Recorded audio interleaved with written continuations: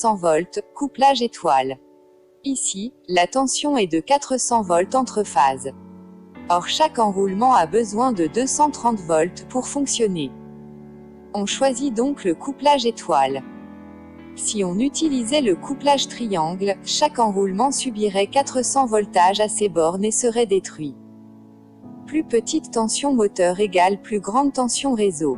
Quand la plus petite tension nominale du moteur asynchrone est égale à la plus grande tension réseau, donc la tension entre phases, on choisit le couplage triangle. Exemple, moteur 230 volts 400 volts sur réseau 127 volts, 230 volts, couplage triangle. Ici, la tension est de 230 volts entre phases. Or chaque enroulement a besoin de 230 volts pour fonctionner. On choisit donc le couplage triangle. Couplage impossible. Plus grande tension moteur égale plus petite tension réseau. Quand la plus grande tension nominale du moteur asynchrone est égale à la plus petite tension réseau, donc la tension entre phases, aucun couplage n'est possible. On ne peut pas utiliser ce moteur asynchrone.